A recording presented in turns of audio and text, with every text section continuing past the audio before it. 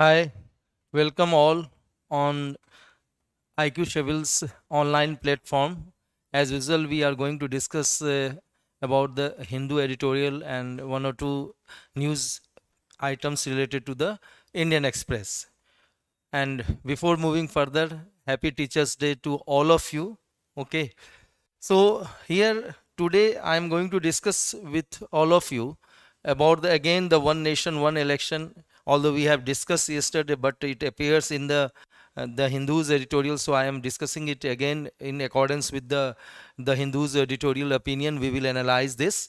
Okay, so it is one nation one election militates against federalism and multi-tiered governance. So what it is saying that one nation, one election, it is something against the federalism and multi-tiered governance. As you know, as far as the multi-tiered governance is concerned, we have a union level, then we have a state level, and then we have a local bodies, urban local bodies like municipalities and the rural local bodies like Panchayati Raj. So it is against that structure. So what the editorial says, tears apart on the one nation one election trial balloon. Actually ऐसा कहा जा रहा है कि one nation one election trial balloon has been sent by the ruling dispensation that as you know the BJP is there in the at the union level. So one nation one election militates against the federalism and multi-tiered governance. So, in a multi-tiered governance system such as the one in India, a union of a state and electoral democracy works by allowing people to choose their representative for each tier based on the perception of who is the best suited to represent them for the each specific tier. तो इसमें ये कहा जा रहा है कि जो multi tier system है गवर्नेंस की इंडिया के अंदर, उसमें बात क्या है कि एक तो ये यूनियन ऑफ स्टेट है, और दूसरी तरफ यदि इलेक्ट्रल डेमोक्रेसी की यदि बात देखें तो इससे लोगों को ये मौका मिलता है कि वो अपने अपने रिप्रेजेंटेटिव को they can choose their representative depending upon their perception at each level, whether it is at the union level, then we have at a state level, and then we have a local bodies both in the urban area and the rural areas. So there is a reason why there is a demarcation of power between the union, state and the local bodies. अब इसमें बताया जा रहा है कि भाई कारण है इस चीज के कि क्यों पावर्स की क्या की गई है, डिस्ट्रीब्यूशन की गई है यूनियन स्टेट और लोकल बॉडीज के इंस्टीट्यूशन में, and why there is a voters mandate every 5 years. और इसके पीछे भी वजह है, कारण है कि क्यों हर एक 5 साल के बाद क्या की जाती है, वोटर्स की मैंडेट ली जाती है. हिंदी में कहते हैं जनादेश ली जाती है. ओके, जन का आदेश कहने का मतलब what the mandate of the people to elect representative for the parliament assemblies and the local bodies, जिससे कि after every 5 years they can elect their representative in the parliament and then in the assemblies and in the local bodies. So there is a reason behind we have a different structure at a different level, and we have a representative government at the different level. The demarcation allows for a specific roles for each representative across these tiers and suggest varied voter choice. Clear? अब ये कहा जा रहा है कि जो ये representative है वो अलग अलग लेवल पे है, तीनों लेवल की बात अलग अलग की जा रही है. और इसमें जब ऐसा होता है कि जब इलेक्शन अलग अलग होगी तो इनके पास वोटर्स के पास चॉइसेस भी अलग अलग होगी, and could be based on the party affiliation. और ये चॉइसेस किस हिसाब से हो सकती है, पार्टी एफिलिएशन के हिसाब से. कहने का ये मतलब कि यदि अलग अलग चुनाव होती है तो जनरली ऐसा देखा जाता है कि बहुत दफ़े यूनियन लेवल पे अलग पार्टी होती है, स्टेट लेवल पे अलग पार्टी होती है, और बहुत बार तो म्यूनिसपैलिटीज़ और अर्बन लोकल बॉडीज़ की बात की जाए या रूरल लोकल बॉडीज़ की बात की जाए तो वहाँ पर अलग अलग तरह के कैंडिडेट चुने जाते हैं. क्लियर? तो जो चॉइस होती है वो किसके आधार पे तय की जाती है, पार्टी एफिलिएशन के आधार पे, कैंडिडेट्स के स्ट्रेंथ के हिसाब से, एंड आइडियोलॉजिकल पोजीशन या उसकी आइडियोलॉजिकल पोजीशन क्या है, विचारधारा क्या है, और सोशियो इकोनॉमिक रीजन भी हो सकते हैं. It can be the caste. Clear? Factor, बहुत सारे फैक्टर्स हो सकते हैं. तो ये कहा जा रहा है कि यूनियन लेवल पे जो मुद्दे होंगे वो अलग होंगे और स्टेट लेवल के अंदर मुद्दे अलग हो सकते हैं, और इसके हिसाब से अलग अलग तरह के रिप्रेजेंटेटिव को सेंट्रल लेवल, स्टेट लेवल या लोकल बॉडीज में इलेक्ट किया जाता। Now, that some states such as Andhra Pradesh and Sikkim hold simultaneous assembly and parliamentary polls is a coincidence. अब ये कहा जा रहा है कि आंध्र प्रदेश और सिक्किम के अंदर लोकसभा के चुनाव के साथ ही इनके भी चुनाव होते हैं, इन असेंबलीज के भी चुनाव होते हैं. That is mere a coincidence. Okay, there is nothing deliberate in it. Clear? Because the electoral cycle of the parliament's election and the election in the state of Andhra Pradesh and Sikkim are same. Okay, तो ऐसा इसलिए हो रहा है. The BJP led union government trial balloon कहने का मतलब एक बात की शुरुआत की गई है और देखते हैं कि आगे क्या होगा. डिफरेंट ओपिनियंस ली जाने की कोशिश की जा रही है. And exploring the feasibility of the simultaneous election, कि भाई इस जो रामनाथ कोविंद की अध्यक्षता में जो एक कमेटी बनाई गई, सो ये किसके लिए कि भाई फिजिबिलिटी देख सके साइमल्टेनियस इलेक्शन का at all the levels through the committee led by the former president Ramnath Kovind militates against the foundational idea of multi-tier governance.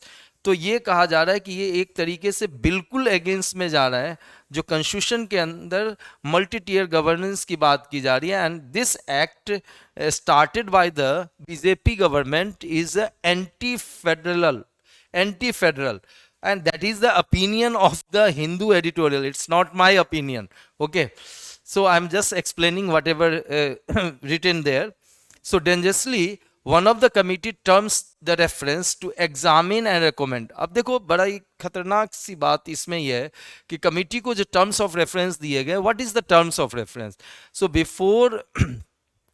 before the establishment of any committee, terms of reference are being given there. That is, first, what could be the tenure of that particular committee? 1 year, 6 months, 2 months, 3 years. It depends upon the case to case, okay, or the subject matter they are going to recommend about. That is the first thing. And the second thing is that the subject matter will be also given. तो time दी जाती है और subject matter दोनों ही दी जाती है. Clear? समझना है इस चीज को. तो इसमें जो कहा जा रहा है कि डेंजरस बात यह है कि कमिटी को जो टर्म्स ऑफ रेफरेंस दिया गया है, examine and recommend if the amendments of the constitution for the purpose of holding simultaneous election would require ratification by the state. इनको ये भी कहना है कि क्या जो फिजिबिलिटी है, किस चीज़ की फिजिबिलिटी रिपोर्ट देनी है इनको कि साइमल्टेनियस इलेक्शन हो सकते हैं या नहीं हो सकते हैं. बोला गया कि इसको करने के लिए क्या रेटिफिकेशन बाय द स्टेट चाहिए. आर्टिकल 368 क्लॉज 2 के अंदर आपको पता ही है कि भाई यदि if anything is related, any subject is related to the federal nature of our constitution, certainly in that case what is the requirement is that that particular bill has to be passed by the 50%, at least 50% of the state assembly, that too with the simple majority. तो ये कहा जा रहा है कि क्या इसकी जरूरत है या नहीं है. मतलब एक तरीके से इरादे को बिल्कुल क्लियर कर दिया गया है कि कोशिश ये की जा रही है कि स्टेट की रेटिफिकेशन की जरूरत ना पड़े, क्योंकि जो सेंटर में पावर है उसके बहुत सारे स्टेट्स में वो पावर में नहीं है. और यदि वो 50% प्लस 1 स्टेट असेंबली से सिंपल मेजॉरिटी नहीं जुटा सकती है, इफ मैनेज नहीं कर सकती है, in that case that is not going to pass. तो ये जो प्रोपोजिशन है, ठीक है, ये जो बातें कही गई है इस टर्म ऑफ रेफरेंस में कहा जा रहा है कि it is anti constitutional and will not stand legal scrutiny. और जब इसकी लीगैलिटी को चेक किया जाएगा तो certainly the court is going to struck down. Okay, it also advocates a motive that would curtail many assemblies before their scheduled tenures and untenable prospect. तो कहा जा रहा है कि जैसे मैंने कल भी चर्चा की थी कि बहुत दफ़े ऐसा भी होगा कि बहुत सारे स्टेट असेंबलीज की टेनियर अभी भी 5 ईयर होने में 2 साल बाकी है या 3 साल बाकी है. तो आप किस बेसिस पे उसके टेनियर को कम करोगे? ठीक है, क्योंकि constitutional breakdown of machinery is not there. Try to understand. So ostensibly The proposal speaks of the need for the simultaneous election as a cost-cutting exercise, allowing voting in the parliamentary assembly and municipal and panchayat election in one go. अब कहा कि भाई ये सारे election parliament, assembly, municipality और पंचायत के election यदि एक साथ करवाया जाए तो it will lead to the cost cutting. Clear. Now अब इस आर्गुमेंट में कितना है, how much substance this argument has, certainly the editorial is going to explain that. It also stems the flawed notion that the governments are forever in the campaign mode because of the frequent assembly election. और साथ में ये भी argument दी गई कि भाई हमेशा ही campaign mode में रहना पड़ता है because there use to be election in some of the states. Okay, either this time और दैट टाइम ये होते ही रहते हैं. तो कहा जा रहा है कि इसके कारण से क्या होगा कि भाई सरकार किस मोड में रहती है, कैंपेन मोड में रहती है. क्लियर. अब आर्गुमेंट सुनना. First, there is no study to prove that there will be a significant cost saving with simultaneous election. कि भाई ऐसा कोई स्टडी नहीं किया गया कि साथ साथ यदि इलेक्शन करवाया जाए तो कॉस्ट कटिंग होगी. In any case, the costs incurred in the conduct of elections are not essentially wasteful. और यदि कॉस्ट होती भी है तो ये क्या कोई गड़बड़ी है क्या, ये कोई बर्बादी थोड़ी हो रही है. ध्यान देना. As there is a multiple effect on the campaign spending and the economic activity around the polls. ठीक है. तो जब पोल करवाई जाती है, यदि बार बार भी पोल होती है तो क्या इससे एम्प्लॉयमेंट जनरेट नहीं होते. क्लियर. बहुत सारे एम्प्लॉयमेंट की जनरेशन होती है. मान लो कि इवन कि किसी भी पार्टी का झंडा ही बनाना हो, फ्लैग ही बनाना हो, certainly require the printing material, उसको इंस्टॉल करने की ज़रूरत होती है. बहुत सारे ऐसे एक्टिविटीज़ होती हैं. तो करोर्स ऑफ रुपीस ट्रांजेक्शन में आती है कहाँ पर, इकोनॉमी के अंदर. तो ये this is not the wasteful expenditure. Okay. Elections for the different level also allow the voters to hold their representative to the account and for the specific grievances to be noted. अब देखो इसके कारण से ये भी होगा कि वो अपने अपने वोटर्स जो क्या कर सकते हैं, अपने अपने रिप्रेजेंटेटिव को रिस्पॉन्सिबल करार सकते हैं और अपने ग्रीवांसेस को they are in a position to point out, वो बात कह सकते हैं. Clear. Through the voting. Now, the conduct of the various election at a different point of time is to only elect representative for their tiers. Clear. और यदि अलग अलग समय पे लोकसभा की चुनाव हो या विधानसभा की चुनाव हो या म्यूनिसिपैलिटीज की का इलेक्शन हो, तो इसमें ये कहा जा रहा है कि वो अलग अलग लेवल पे क्या कर रहे हैं, अपने अपने रिप्रेजेंटेटिव को चुन रहे हैं, whether it is at the local bodies level और एट द स्टेट लेवल और एट द सेंट्रल लेवल. समझना, ये कोई रेफरेंडम थोड़ी है कि यस या नो में जवाब देना है कि भाई ऊपर से नीचे तक एक ही पॉलिटिकल पार्टी रहेगी या दूसरी पॉलिटिकल पार्टी रहेगी, ऐसा कुछ नहीं है. It is neither A referendum for the one tier or even for the individual leader at the every point of time as the BJP has sought to make. जैसा BJP कहना चाह रही है वैसा है नहीं. Clear. Now, so those in the civil and the political society who are committed to the India's federal structure should argue for the separation of the Lok Sabha and election from the polls of assembly. तो कहा जा रहा है कि ऐसे जो intelligentsia के लोग हैं, ठीक है, जो कि सिविल और पॉलिटिकल सोसाइटी के अंदर कमिटेड हैं और वो चाहते हैं कि इंडिया की फेडरल स्ट्रक्चर क्या रहे, बनी रहे, तो उनको लोकसभा और विधानसभा के चुनाव के लिए अलग अलग कैंपेन और करवाने की ज़रूरत है. इस चीज़ के ऊपर जोर डालने की भी ज़रूरत है. ठीक है. In any case, unless the term of the each Lok Sabha and Assembly is fixed and the premature dissolution for whatever reason is barred, the idea is unworkable. तो कहा जा रहा है कि किसी भी सूरत हाल में, ठीक है, किसी भी सूरत हाल में आप एक चीज ध्यान देना कि यदि स्टेट असेंबली और पार्लियामेंट का टर्म फिक्स नहीं किया गया और साथ में ये बार न कर दिया जाए, रोक न दिया जाए कि प्री मैच्योर डिसोल्यूशन नहीं होगी हाउस की, तब तक ऐसा कुछ भी संभव नहीं है. One nation one poll, it is not possible. Okay. Now the second editorial is related to the economics, GS paper 3. Clear. So what is this? इसमें कहा जा रहा है it is a opportune moment, मतलब ये बिल्कुल सही समय आ चुका है। On the uptick in the GST revenue despite a minor declaration, GST inflows creates a room to expedite tax rates rejigs. Clear?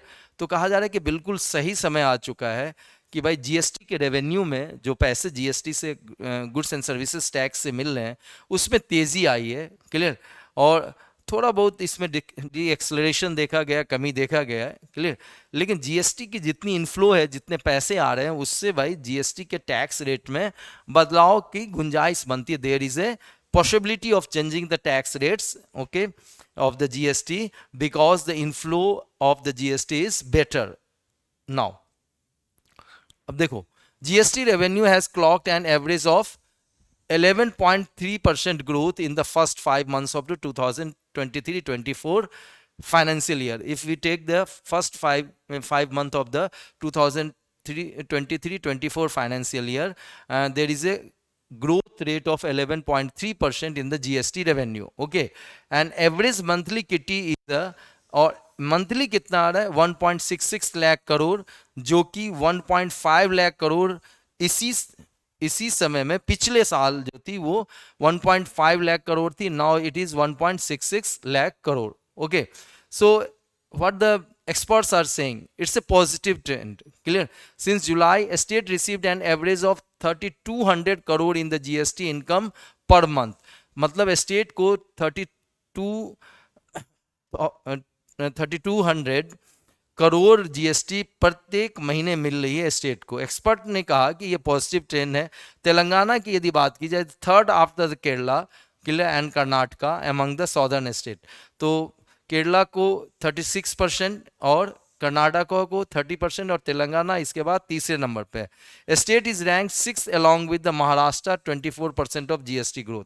और महाराष्ट्र में जीएसटी ग्रोथ कितनी है? 24% है. यदि हम कंपेयर करें, आप कंपेयर करें पिछले साल नवंबर 2022 की यदि बात की जाए. अब कहा जा रहा है this Uptake bolster the record 1.87 lakh crore collected in the April. ठीक है, और अप्रैल के महीने में कितना कलेक्ट किया गया? 1.87 लाख. क्लियर? जो कि भाई पहले क्वार्टर से देखें तो 11.5% क्या था? ज़्यादा, थोड़ा सा ज़्यादा था. ठीक है, लेकिन जुलाई और अगस्त के महीने की यदि बात की जाए तो जो ग्रोथ रेट है वो स्लो कर गई है. ठीक है, so in the July it was 10.8% and in the August it was 10.76%. So there is a slight deceleration, but ultimately we do not have to worry about that. But because the things are on the recovery path, making the slowest rise in the since जुलाई 2020. तो ये जो rise हुआ वो बिल्कुल कम था यदि जुलाई 2021 से इसकी तुलना की जाए तो. एब्सोल्यूट टर्म में देखें, परसेंटेज के टर्म में ना देखें, तो एब्सोल्यूट टर्म में देखें. सो in July were at a 3 months low of 1.59 lakh crore. ठीक है, और जुलाई के महीने में 1.5 लाख करोड़, जो कि पिछले 3 महीने में सबसे कम था, और from the month high of 1.65 lakh crore. ठीक है, और पिछले 3 महीने में, क्लियर, जो 1.59 लाख करोड़, क्लियर, और उससे पिछले 3 महीने में ये कितना था? That is 1.65 lakh crore. अब देखिए, यदि इसको डिसएग्रीगेट किया जाए, it is accumulative data, but once you disaggregate it and we will go for the sector wise, तो ये देखें कि गुड्स का जो इंपोर्ट्स है उसमें 3% की इंक्रीज हुई है अगस्त के महीने में. And after 2 months of contraction, इससे पहले कमी आई थी, indicating the some recovery in the discretionary demand. और जो फिर डिस्क्रिशनरी डिमांड जो कि किसी से अटैच नहीं है, उसके कारण से कुछ इसमें क्या देखी गई है? राइज देखी गई है. However revenue from the domestic transaction and services import rose 13.8%. तो कहा जा रहा है कि डोमेस्टिक ट्रांजैक्शन मतलब हमारे देश के अंदर जो ट्रांजैक्शन हुई है गुड्स और सर्विसेज की, इसके कारण से इंक्रीज कितनी हुई है? 13.8% की, जो कि पहले की तुलना में देखें तो वैसे जुलाई की तुलना में देखें तो कम है, लेकिन फिर भी we know that once we will be in October, we will have a festive season, and certainly the it can fuel the growth from the both revenue sources. ठीक है, तो revenue sources को क्या कर सकती है, बढ़ा सकती है. Now, so, but the resurgence of the high inflation may skew the momentum towards the items preferred by the high income household, as those with the weaker incomes grapple with the pronounced price rise across the food items by cutting back other expense. तो ये देखो कि भाई ये जो भी inflation, high inflation है, और हाई इन्फ्लेशन की जो मार पड़ती है वो गरीबों पे ज़्यादा पड़ती है. वो तो फूड में ही उलझे रह जा रहे हैं, इतने इन्फ्लेशन है उस जगह पे यदि देखें तो उसी चीज़ से जूझ रहे हैं वो, they are grappling with that particular. तो ये कुछ भी जो डिमांड बढ़ी है या जीएसटी आया है वो हाई इनकम हाउस होल्ड से आया, ना कि मिडिल या लो इनकम हाउस होल्ड से. तो the salary effect of the mandatory E invoicing for the firms with an annual turnover of 5 crore exercising loose ends in the tax trail. तो कहा जा रहा है कि भाई कि ई इनवाइसिंग यानी कि 5 करोड़ से ज़्यादा यदि आपके एनुअल टर्नओवर है तो आपको ई इनवाइसिंग करनी ही पड़ेगी, इलेक्ट्रॉनिक इनवाइसिंग. ठीक है, और इसके कारण से थोड़ी बहुत क्या हो सकती है, टैक्स के कलेक्शन में परेशानी हो सकती है. Will be visible in this month revenue, जो कि इस मंथ के रेवेन्यू में दिख जाएगा. लेकिन फेस्टिव सीजन आने वाला है और इसके कारण से क्या होगा, स्पष्ट रूप से जो 2 महीने में जो कुछ भी दिख रहा है उससे चीज़ें क्या होगी, बेहतर होगी. The overall trajectory of the GST revenue boosted by the crackdown on the evasion and the fake registration. Clear. तो ट्रैजेक्टरी जो जीएसटी रेवेन्यू की वो थोड़ी कमी इसलिए आई है कि क्रैकडाउन किया गया है इवेजन एंड फेक रजिस्ट्रेशन. यदि किसी ने गलत रजिस्ट्रेशन कराई गई है तो उसके ऊपर सरकारी कार्रवाई की गई है. इससे क्या होगा कि थोड़ी सी इसमें ट्रैजेक्टरी में क्या होगी, बूस्ट आएगी. यानी कि ये नहीं कि अब सिर्फ और सिर्फ फेक रजिस्ट्रेशन के थ्रू चीज़ें की जा रही है, एक्चुअल में रेवेन्यू क्या होगी, बढ़ेगी. And should dilute the concern about the underwhelming collection in the initial years of the tax.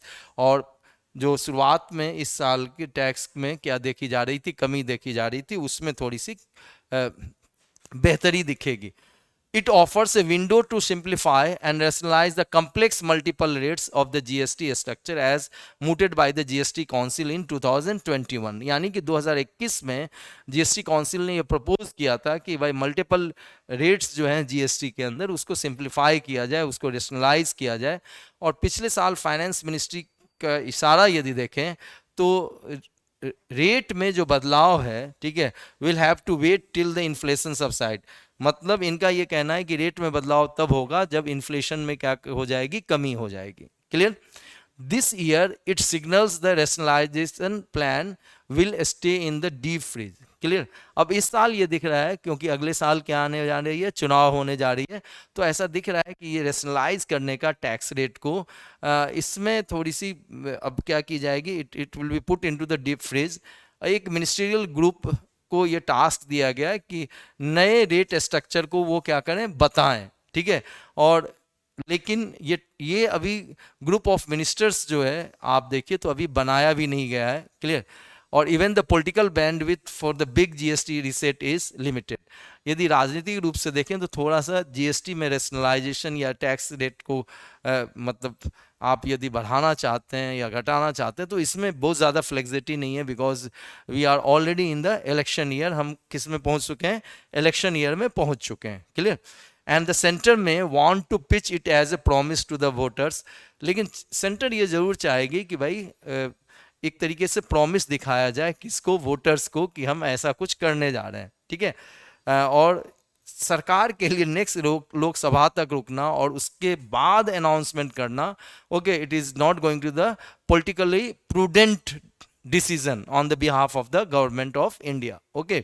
So what is the requirement? If it done skilfully, tax rate changes could also aid the battle against the inflation. यदि सही ढंग से इसका use किया जाए तो inflation को contain करने में, महंगाई को रोकने में भी ये क्या कर सकती है, काम कर सकती है.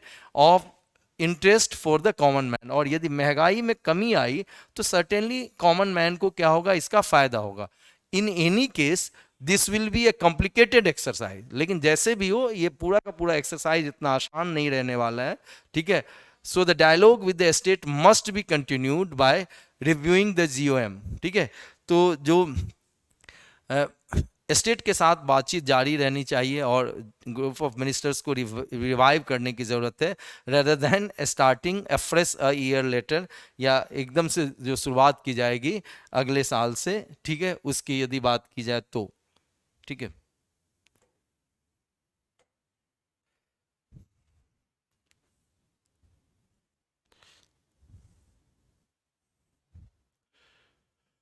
ओके,